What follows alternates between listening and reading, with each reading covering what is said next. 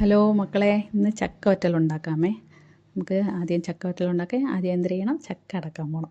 നമ്മൾ ചക്ക അടക്കാൻ വേണ്ടിയിട്ട് പോവുകയാണ്. അവിടെ മൊത്തം കാടാണ്. കാട്ടിനിടയ്ക്ക് വല്ല പാമ്പ് എന്തെങ്കിലും കാണുമോയെന്ന് അറിഞ്ഞൂടാ. ചക്ക ഉണ്ട് കേട്ടോ, നല്ല വലിയ ചക്കയായിട്ട് കിടക്കുകയാണ്. പക്ഷേ ഇത് നമ്മളെ പറമ്പിലുള്ളതല്ല, അപ്പുറത്തെ പറമ്പിലുള്ളതാണ്. നമ്മളിവിടുത്തെ പറമ്പിൽ ഉള്ള ചക്കയാണെങ്കിൽ ഏറ്റവും വലിയ ചക്കയാണെന്ന് വിചാരിക്കേണ്ട, കുഞ്ഞു കുഞ്ഞു ചക്കയാണത്. ഫോട്ടോയിൽ കാണുമ്പോൾ, വീഡിയോയിൽ കാണുമ്പോൾ വലുതുപോലെ തോന്നുന്നുണ്ട്, പക്ഷെ ചെറുതാണ്. ആൻറ്റിയും നമ്മളെല്ലാവരും കൂടെ വളഞ്ഞിരുന്ന് അതൊന്ന് വൃത്തിയാക്കാൻ വേണ്ടിയിട്ടുള്ള ശ്രമമാണ്. പക്ഷേ ആൻറ്റീനെ സമ്മതിച്ച് തരണം. ആൻറ്റി ഞങ്ങളെ കൂടെ ഇരുന്ന് ആ ചെറിയ ചക്ക കണ്ടല്ലോ, ഇതുപോരേ ഉള്ളൂ, ഓരോ ചക്കക്കുരുവിൻ്റെ അത്രയേ ഉള്ളൂ ഓരോ ചക്കച്ചുളയും. എല്ലാം വൃത്തിയാക്കി തന്നു ആൻറ്റി. കുഞ്ഞു കുഞ്ഞായിട്ട് കട്ട് ചെയ്ത് എല്ലാം പുറത്തോട്ടെടുത്ത് വൃത്തിയാക്കി തന്നു. പിങ്കിയും ആൻറ്റിയും എല്ലാവരും കൂടെ ഇരുന്ന് വളഞ്ഞിരുന്ന് എല്ലാം കട്ട് ചെയ്ത് വൃത്തിയാക്കി. ഇതൊന്ന് വൃത്തിയാക്കി എടുക്കാനേ ക്ഷമ വേണം. ക്ഷമ ഇല്ലെങ്കിൽ പറ്റൂല, കാരണം അത്രയ്ക്ക് ചെറുതാണ്, കുഞ്ഞ് ചെറിയ ചുളയാണ്. അപ്പം എന്ന് പറഞ്ഞാൽ നമ്മളെ ചക്കക്കുരുവിൻ്റെ അത്രയേ ഉള്ളൂ. അങ്ങനെ എല്ലാം വൃത്തിയാക്കി എടുത്ത് ഒന്ന് അതിനെ വറുത്തെടുക്കാം. വെളിച്ചെണ്ണയിലാണേ വറുക്കാൻ പോണേ.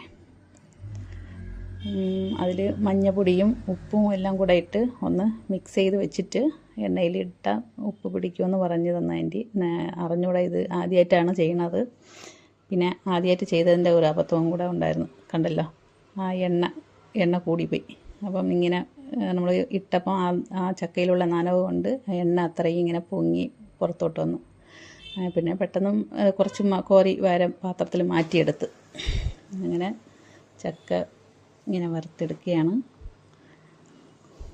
ഇതിലിങ്ങനെ കാണുമ്പോൾ ഇങ്ങനെ കരിഞ്ഞു പോയതുപോലെയൊക്കെ തോന്നുന്നുണ്ട്, കാരണം അവിടെ ലൈറ്റിൻ്റെ വെളിച്ചം കുറവാണ്. അതിൻ്റെ ലൈറ്റിൻ്റെ ഒരു ഇതാണ് ഇങ്ങനെ കാണുന്നത്. പക്ഷേ ലൈറ്റുള്ള സ്ഥലത്ത് കൊണ്ടുവന്നപ്പം കൊള്ളാം കേട്ടോ, നല്ല കളർഫുള്ളായിട്ടിരിക്കുന്നുണ്ട്.